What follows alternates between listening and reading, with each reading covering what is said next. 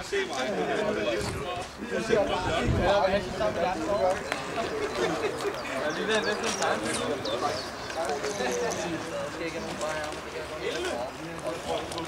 Hey Lenny, vil du filme her, mens jeg lige giver en intro? Du filmer derudefra, så man kan se mig fra ryggen af.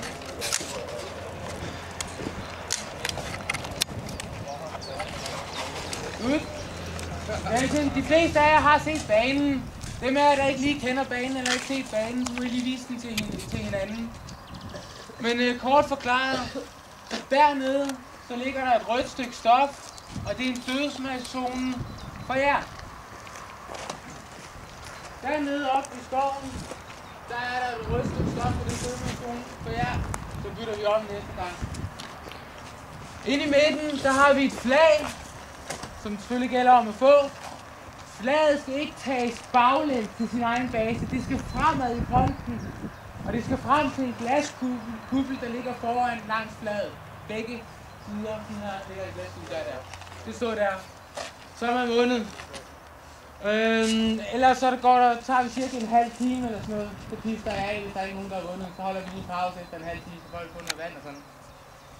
Mig og Niklas, vi går rundt og holder øje med I kan mærke og høre, at I er blevet ramt og sådan, så vi hjælper lidt til med det.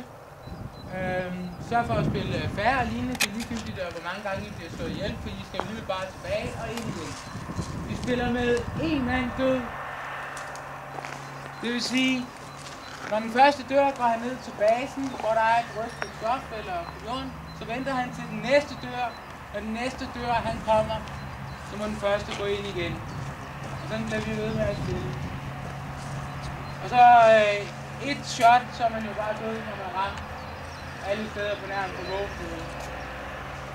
Og så overholde sikkerhedsreglerne og med masker og lignende.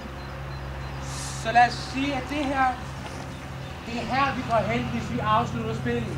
Når vi ikke spiller mere eller lignende, så går vi herhen, tager magasinet af, skyder, så der ikke er nogen kugler i magasinet, og så kan man så ellers gå tilbage og gøre noget med det. Nogle spørgsmål? Nej, men en påpegning med, at når man dør, så stikker man lige våbnet ind over hovedet og går hen. Ja. Så man bare går rundt ind, når man ikke, fordi så bliver man hul. Det er meget rart, hvis man er død, at tage geværet op over hovedet, og så gå hen.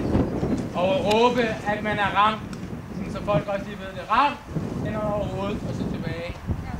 Og ikke med det i dag. Hvad? Ikke med det. Med det? Nej, ikke lige her i starten. I må godt lave, hvis I kan lave lidt rollespil ud af det, lidt skuespil ud af det, når I bliver ramt og prøver at give nogle kommandoer til hinanden og lignende. Vi filmer det, og hvis vi kan få nogle ordentlige scener ud af det, så klipper vi sammen og laver lidt sjov ud af det, og lægger det på jorden. Okay? Så gå ud til jeres baser, og så skifter vi kampen i gang her med små 5 minutter. Lad os gå ind i banen.